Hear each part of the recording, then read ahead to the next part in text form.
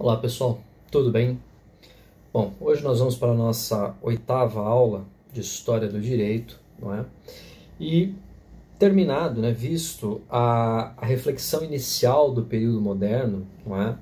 E as discussões que surgiram ali dentro da questão do chamado, né, direito positivo, né, perdão, desculpe, dentro do chamado direito natural, né, o justnaturalismo.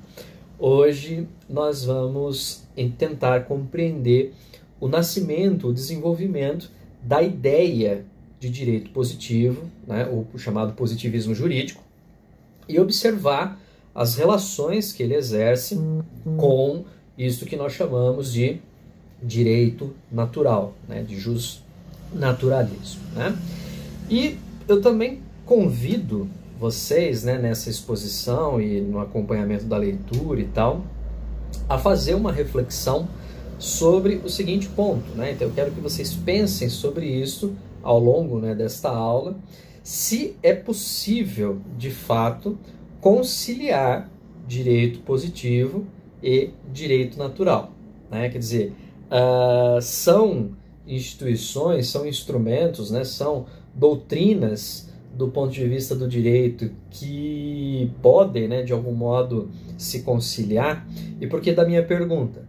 Porque aqui no Brasil em particular, nós falamos muito sobre a questão, né, não, este é um direito natural que foi positivado na lei. Então eu quero que vocês pensem um pouco sobre isso, né, até mais, né, do ponto de vista se faz sentido efetivamente positivar um direito natural. Tá? Mas vamos tentar observar isso, né?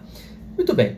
Então, em primeiríssimo lugar, eu gostaria só de fazer uma rápida reflexão do ponto de vista filosófico, né, sobre a ideia de positivismo. Apesar, né, dessas vertentes, né, serem diferentes, mas elas nasceram dentro de um contexto comum, tá? Dentro de uma perspectiva, né, de mundo bastante similar, tá ok? E, ao meu ver, é interessante entender um pouquinho a perspectiva do positivismo filosófico, que aí fica mais fácil um pouco de entender a perspectiva do positivismo jurídico, né?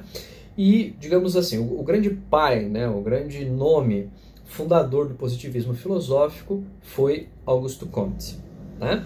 Então, francês, Comte defendeu, né, Comte defendia que a ação do ser humano no mundo, né, e a forma do ser humano agir no mundo, ela evoluiu dentro do que ele chamou de 3 estágios ou 3 momentos. Né? Então nós chamamos essa ideia, essa teoria do Comte de lei dos 3 estados. Né? Então o Comte diz assim, que no passado, no início, né, nos primórdios da humanidade, o ser humano desenvolveu o que ele chamou de estado religioso, que é a ideia ou a perspectiva de se explicar o mundo, de se observar a natureza, entender a natureza do ponto de vista mítico, né? Então o Comte vai dizer que o pensamento religioso, ele é um pensamento que se apoia, né, que se orienta dentro de mitos. Então, né, nós podemos pensar, por exemplo, os mitos da Grécia Antiga, né, sobre a explicação do raio, a explicação do que acontece após a morte. A gente pode pensar os mitos egípcios, e a gente pode pensar até o aspecto da própria narrativa judaico-cristã e também islâmica, né, da perspectiva, por exemplo, da criação do mundo, Adão e Eva e tal. Então, perceba que na concepção do Comte, a primeira forma que o ser humano se desenvolve para se relacionar com o mundo, entender o mundo, é o pensamento religioso, o pensamento mítico, né? Depois de algum tempo, o ser humano vai desenvolver um segundo modelo, um segundo estágio, que é o estado filosófico. Quando o ser humano percebe que, além dessa perspectiva mítica, é possível uma compreensão do mundo através da metafísica. Então, a principal diferença, né, do pensamento do estado religioso para o estado filosófico é o questionamento e o uso da razão. né, do que os gregos chamaram de logos. Não é? Então o ser humano, nesse sentido, dá um avanço dentro do aspecto do conhecimento, agora não mais focado exclusivamente nesse aspecto da explicação mítica. Não é? E aí o Conte vai dizer que, num último momento, e ele está mostrando isso, né, da sua perspectiva, então ali, século XIX, né, ele nasceu em 1798, então mais especificamente no século XIX, que o ser humano teria dado mais um passo e chega então ao auge do pensamento e do racionalismo, que é o que ele chama de estado científico ou estado positivo, né? Então, é importante compreender isso, por quê? Porque quando o Conte diz que nós chegamos no estado científico, né, quando nós chegamos no estado positivo, nós chegamos à percepção e à interpretação do mundo através de provas, através da experiência, através da observação da empiria, quer dizer, do mundo físico, do mundo real. Então, a necessidade para o conhecimento, não só da reflexão, que sim, continua obviamente importante, mas da comprovação, do fato. Né? Então, poderíamos pensar aqui como um mote nesse momento aquele aspecto famoso do contra fatos não existem argumentos. Né? Então, a concepção racional científica, para o Conte, ela é o auge de todo o pensamento. E é exatamente por isso que o nome é dado de positivo. Então, positivismo. Por quê? Porque na interpretação dele significa exatamente aquilo que é o melhor, aquilo que é o auge, aquilo que é o mais importante, né? Não tem o sentido que a gente dá hoje, por exemplo, quando se fala pensamento positivo, não, pense bem, seja alegre. Não, é no sentido de que atingiu-se o ápice do conhecimento, né? Então é a melhor forma efetivamente de conhecimento a qual o ser humano poderia chegar e o ser humano poderia produzir, né? Então, dentro dessa perspectiva, eu acho que fica mais fácil agora para a gente compreender a ideia do positivismo jurídico que está ali, se desenvolvendo concomitantemente, aí, né, mais ou menos com esse pensamento do Conte, mas que tem a perspectiva dele nascendo, né, se desenvolvendo onde? De dentro do pensamento naturalista, do justnaturalismo, né? Então, o agora chamado justpositivismo ou positivismo jurídico também é conhecido pela expressão normativismo, exatamente pelo fato de que ele se centra no aspecto da norma, né? E qual a perspectiva central, né, do pensamento positivista, né? É exatamente a perspectiva muito parecida com a perspectiva do Conte no positivismo filosófico, onde se compreende ou se entende, e aqui as razões, né, do iluminismo, o pós-kantismo e tal. Então, é exatamente a perspectiva do quê? Que a ciência daria todas as respostas necessárias ao ser humano. Então, se existe uma ciência que me fala sobre os fenômenos físicos, se existe uma ciência que fala sobre as reações químicas, se existe uma ciência que trata sobre a vida, uma ciência que trata dos astros, nós precisamos de uma ciência que oriente exatamente o quê? O pensamento jurídico, né? Então, é exatamente a perspectiva de se compreender o mundo e o próprio comportamento, a própria necessidade, a própria ação do ser humano do ponto de vista jurídico, da lei, né, das normas, pelo viés científico. Então, o positivismo jurídico parte exatamente desta interpretação, né, de que a ciência ela é um aspecto central do pensamento. Agora, o positivismo jurídico ele tem uma diferença muito grande em relação ao justnaturalismo, ou, né, o naturalismo jurídico, que é qual? O positivismo jurídico ele parte da ideia de que o direito ele equivale à norma legislada. E o que eu quero dizer com isso? Que ele é uma ciência que estuda a norma legislada. E o que significa isto? Significa que a norma ela é definida pelo legislador. Então repare que, do ponto de vista do direito natural, a norma ela já existe na natureza, seja por vontade de Deus, seja pela própria construção da natureza, mas ela já existe. E cabe a nós perceber esta norma, esta regra, do mesmo modo que os animais se comportam, por exemplo, na natureza. Do ponto de vista do positivismo jurídico, já que ele parte do empirismo, já que ele parte, né, de uma visão mais materialista da coisa, vamos assim dizer, ele entende, ele compreende que o direito é a norma legislada. Portanto, se eu mudo o aspecto da legislação, eu mudo o direito, não é? É claro que ainda nesse momento, século XIX e tal, você tem, né, tudo bem, já é uma discussão pós-Revolução Francesa, etc., mas ainda você tem fortes pensamentos, né, fortes indícios, né, uma forte influência do pensamento absolutista europeu, do pensamento religioso, né, ainda também muito forte, muito amalgamado, que vai, né, ainda assim se desdobrar dentro disso, como por exemplo, culminando, né, no autor aqui dentro dessa linha, que é lá como é que é o nome dele? Fugiu o nome dele, eu já me lembro, que é um dos autores, né, que vai exatamente justificar e vai dar viés, né? Carl Schmitt.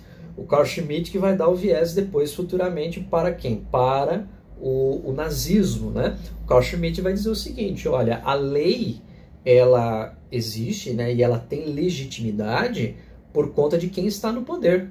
E quem está no poder por uma vontade quase divina, né? Visto que o Carl Schmitt é fortemente influenciado pelo pensamento hegeliano, né? Então, da fenomenologia do espírito, do Zeitgeist, né? E toda aquela coisa.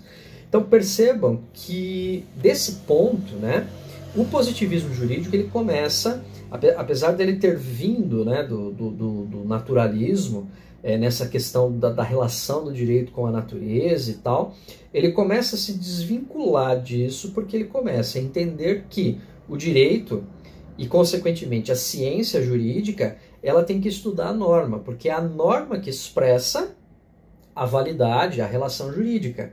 Então não existe uma lei suprema, não existe uma lei perfeita, existe uma lei que foi definida. E isto vem da onde, né?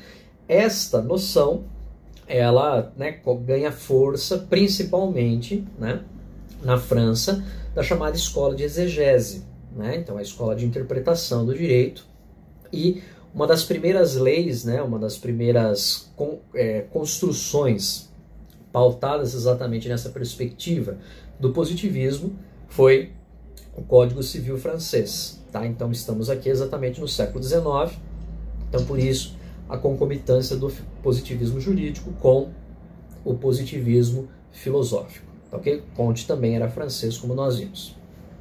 Depois disso, nós vamos ter uma expansão, né, dessa visão, principalmente na Alemanha, aí como eu acabei de dizer para vocês, do Carl Schmitt, e na Áustria.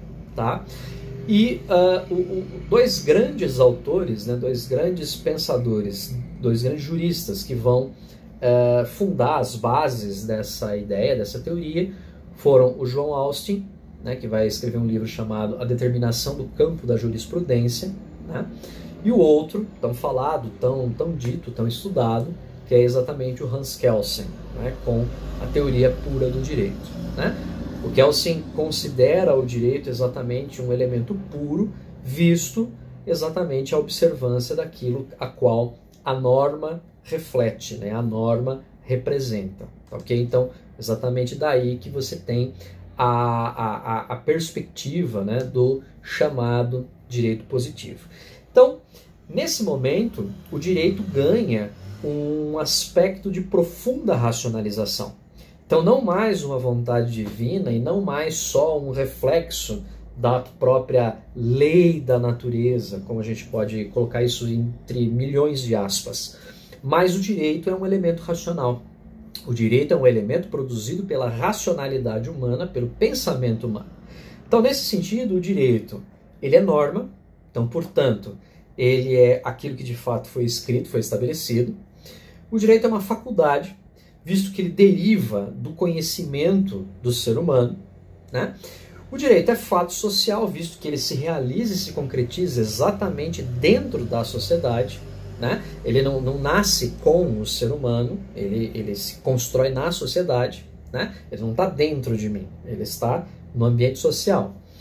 O direito é uma ciência, então por isso mesmo pode ser estudado, compreendido, analisado, discutido, não é? E mais do que isso, né, ele tem que ser observado de forma empírica, e daí a necessidade, sem discussão, da prova dentro do direito, né, da prova material, não é? Lembre-se que no período medieval, anterior a isso, nós tínhamos muito o uso, né, de, temos uma dúvida jurídica, como é que a gente resolve? Vamos tirar sorte, né?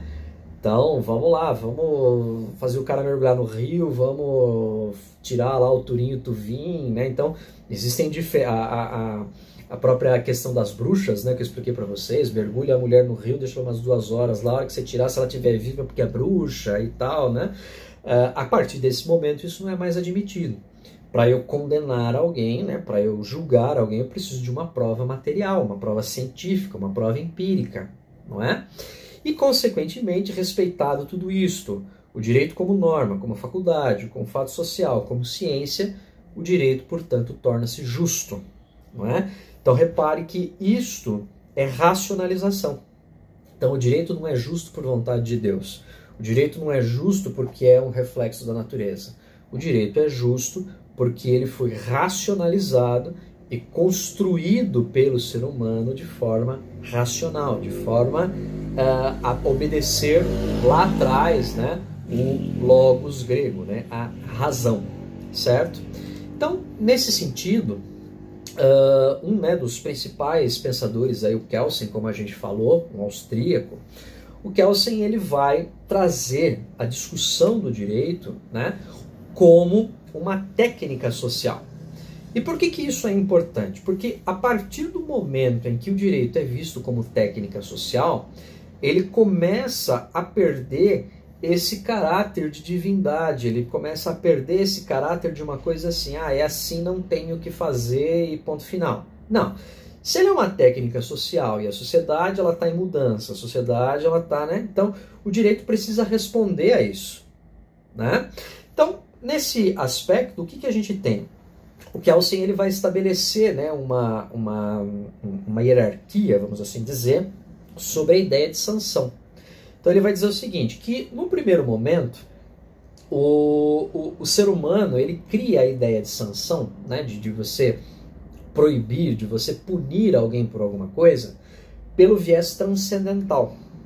Então, quer dizer, eu faço aquilo para agradar a divindade. Então, por exemplo, sei lá, né, no tempo das cavernas, um ritual de adoração ao sol, né? Porque aqueles caras achavam que durante um eclipse, que se eles não fizessem aquilo, o sol nunca mais ia voltar, né? Então, esse é um motivo, por exemplo, esse é um ponto, por exemplo, ou um ritual de colheita, etc, né? Depois, do ponto de vista transcendental, o ser humano passa para o ritual de sanção religioso, né? Então, o aspecto do quê? De seguir regras de salvação. Então, se a gente pensar, por exemplo, do aspecto bíblico, né, no Alcorão, na Torá judaica, você vai encontrar ali regras que você precisa seguir para você, por exemplo, ter a vida após a morte, não é? Então vejam que o que acontece dentro dessa perspectiva é exatamente o fato de que eu sigo aquilo não só para agradar a divindade, mas eu sigo aquilo porque eu viso um objetivo lá na frente, não é? E aí o Kelsen vai dizer, num último momento, estas sanções passam a ter um caráter social imanente. O que é isso?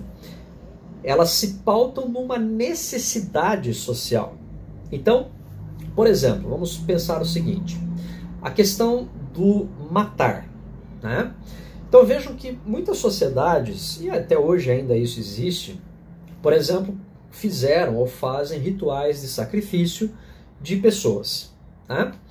Então veja que isso tem um caráter transcendental. Eu mato o sujeito lá com o objetivo de agradar a divindade, lá para o vulcão não explodir, para a colheita crescer, enfim, sei lá, né?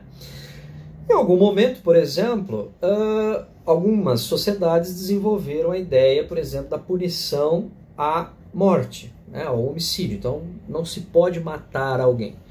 E o principal ponto de convencimento em relação a isso foi o quê? Foi o argumento religioso, né? Então você não pode matar por quê? Você não pode matar porque Deus não quer. A única que pode matar é Deus, etc, etc. Então, veja que... e por que eu não posso matar? Porque se você não matar, você não vai para o céu. Né? Aqui, claro, eu estou só, né, a título de exemplo. E hoje, por que nós dizemos, né, ou por que a lei é pautada na ideia de não matar? Por um princípio humano. Né? Então eu não mato alguém, ou eu não vou cometer, né, um assassinato, exatamente por quê? Porque eu não quero que isso aconteça para mim também. Né? Então se eu não coloco, então perceba que há uma ideia, né, de reciprocidade estabelecida dentro desses critérios. Então isto é o elemento de uma ideia social imanente que o direito adquire do ponto de vista, né, da sanção no contexto positivista. Então ele não deriva de um elemento transcendental, ele não deriva de um elemento religioso, ele deriva de uma necessidade social, socio-imanente. Ok?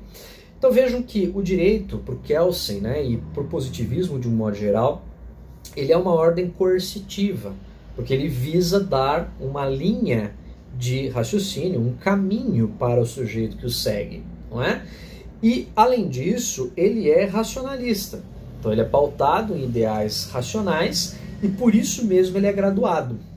Né? E o que eu quero dizer com isso? Aí vem a famosa hierarquia da norma jurídica, a qual Kelsen coloca. Que ele diz assim, as regras as quais, né, nós criamos, elas precisam obedecer uma hierarquia de coisas, exatamente para que uma regra, vamos chamar assim, inferior, não seja superior a uma regra mais importante.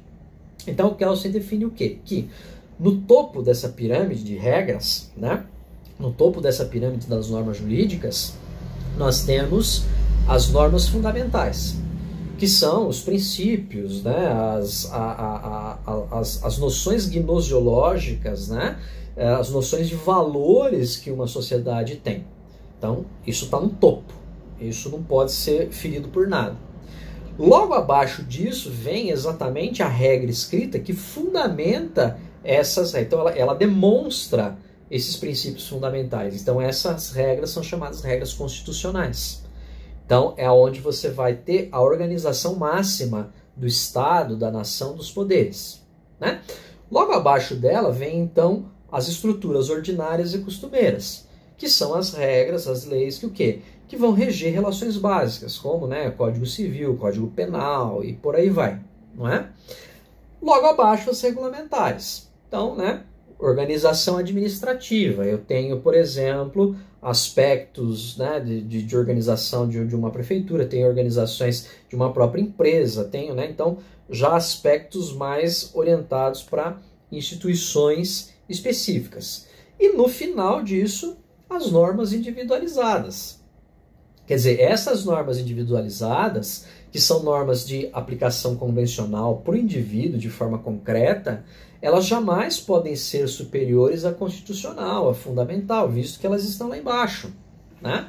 Então vejam vocês, por exemplo, aqui só para dar uma situação, né, importante, é a seguinte: uma regra religiosa a qual você segue, né, ou a qual qualquer ser humano segue, ela é uma regra individualizada. Ela não pode ser, portanto, superior a uma representação fundamental. Então, veja só, se nós entendemos, né, que os indivíduos gozam de liberdade, e essa liberdade permite a eles fazer o que eles quiserem, desde que isso não fira a liberdade de outros sujeitos, né?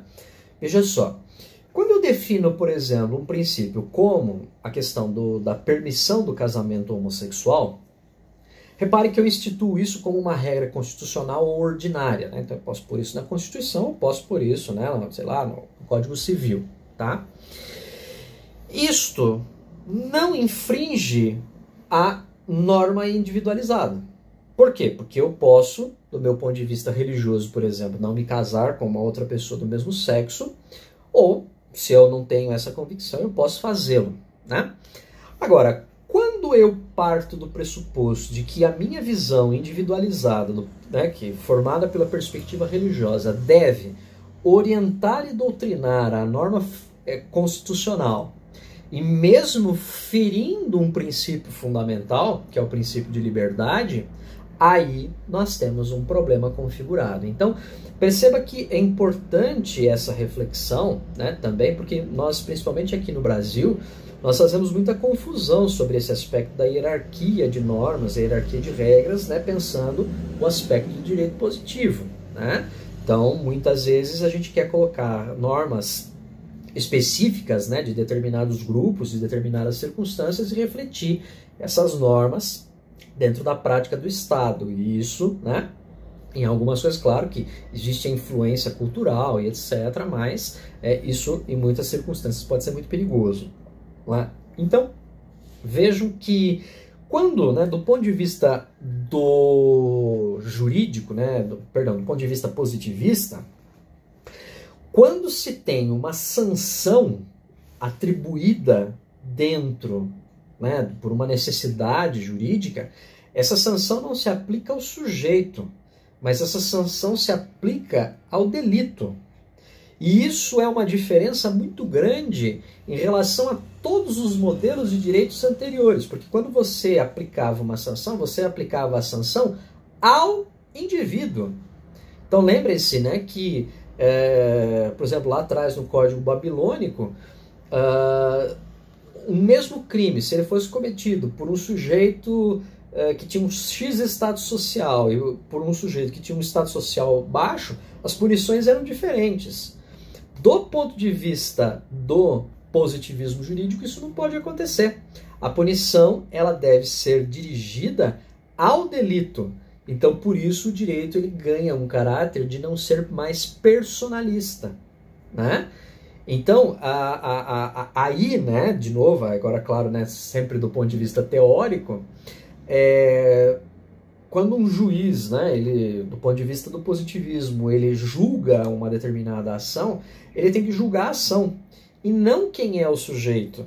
Né? A gente sabe, infelizmente, que isso não acontece, né? Como muito se fala, né, que no Brasil, por exemplo, a justiça ela respeita a cor de pele. Né? Então, se você é preto, você vai ter um tipo de julgamento normalmente. Se você é branco, você vai ter um outro tipo de julgamento. Se você respeita a classe social, né? Se você é rico, você vai ter X posição. Se você é pobre, você... Né? Isso, na verdade, não deveria acontecer. Né? Isso é um modelo de direito pré-positivista. Né? Exatamente orientado por aquelas noções de porque fulano é importante, Beltrano é importante, porque ciclano, né, vem de tal linhagem e por aí vai. Então, isso é uma coisa que, do ponto de vista do positivismo jurídico, isso não deveria existir. Né? Então, ao finalzinho aí das minhas apresentações, né, dos meus slides, eu coloquei para vocês uma espécie de tabela onde ele mostra as perspectivas, né, do como o direito natural e do como o direito positivo enxerga a questão da própria prática jurídica. Né? Então, o direito natural, por exemplo, ele parte da ideia de um ordenamento ideal. Então, como eu disse, né, seja ele divino, seja ele um mero reflexo da natureza. Do ponto de vista do direito positivo, a origem do direito é a vontade humana. Então, é o ser humano que define o que ele precisa para aquele momento. Né? Quanto finalidade, o direito natural tem uma ideia de uma justiça superior, de uma justiça suprema. Né? Agora, o direito positivo não, ele visa o quê? Ele visa a coexistência social. Tá? Do ponto de vista do tempo, o direito natural ele se diz atemporal, exatamente porque a natureza não muda. Né? Ou, né, pensando hoje o conceito que a gente tem, muda muito lentamente graças à evolução. O direito positivo, ele pertence a um momento histórico. Então, ele está atrelado àquele momento histórico. Não é? Do ponto de vista da vigência, o direito natural ele é válido ontem, hoje e sempre. O direito positivo não. Ele é válido conforme a observância social. Então, quanto uma lei pode cair, como a gente diz, por exemplo, em desuso. Né? Ou pode ser reformulada. Tá? Do ponto de vista de estrutura, o direito natural ele não depende de formalidade, visto que o quê? Porque todas as regras elas são iguais. São iguais exatamente porque vem ou de Deus ou porque vem da natureza, né? Agora, o direito positivo não, ele depende de formalidade processual e ele apresenta a hierarquia, como eu acabei de mostrar do ponto de vista do Kelsey, né? Se o direito natural ele é um reflexo da vontade de Deus ou da vontade do homem, ele não tem por que ser escrito, porque ele já é assim. Agora, o direito positivo ele é exatamente escrito, por quê? Porque ele tem por objetivo definir algo que não existe por si só, né? Então, ele é baseado em definição e a gente vai escrever exatamente para quê? Para que a gente tenha claro o que foi definido, né? E aí, por exemplo, a necessidade da publicação disso, diário oficial e aquelas coisas todas que vocês conhecem muito bem, não é? E do ponto de vista da alteração, o direito natural é imutável, enquanto o direito positivo é mutável. Então vejam que existem, né, diferenças consideráveis nessas duas vertentes do direito, apesar, repito, do direito positivo ter vindo do direito natural, né? Mas ele dá um passo à frente do ponto de vista que ele, primeiro, ele tira esse caráter, né, de subjetividade, de divindade, de até, né, um aspecto assim, supremo do direito e coloca o direito como uma ferramenta social. Tá? E exatamente o estudo, né, dessa ferramenta social pelo viés científico é que vai permitir, nessa concepção, o ser humano a possibilidade de coexistência, né? Então, parte-se, né, ou temos aqui uma noção, né, muito orientada para a perspectiva tanto de Thomas Hobbes quanto a perspectiva de John Locke, que é a perspectiva que vai dizer o seguinte, que o ser humano em estado de natureza, ele não segue regras, ele não faz nada disso. Então, né, essa coisa do direito natural não deve existir. O ser humano em estado de natureza, ele produz guerra. Por quê? Porque o ser humano é egoísta, porque o ser humano vai fazer as coisas de acordo com o interesse dele e dane-se o resto. Então eu preciso exatamente criar algum tipo de parâmetro, algum tipo de sanção, algum tipo de diretriz para que seja possível a vida em sociedade. Daí, por exemplo, a noção, né, da própria ideia de contrato social, né, que o Jean-Jacques Rousseau tem uma outra perspectiva, porque ele diz que o ser humano em natureza é bom, tal, não sei o que, mas porque ele está efetivamente bem mais influenciado por esta noção, né, da perspectiva de um direito supremo, de um direito natural, ok? Mas o positivismo jurídico ele vai eliminar essa noção desta relação simplesmente, talvez, né, de uma dependência do direito com relação à natureza, tá bom? Então, aqui fica um pouco disso. A próxima aula nós vamos voltar a tratar mais disso, né, porque é um assunto extremamente importante, né, nós vamos tentar aí fazer um debate em relação a algumas coisas, né? Então acompanhem, obviamente, o material, né, os slides, a leitura que eu indiquei para vocês aí dentro desse capítulo e não esqueçam de responder a pergunta tema, né, referente a esta discussão aqui, ok? Um grande abraço para vocês, bons estudos e até a próxima. Tchau, tchau.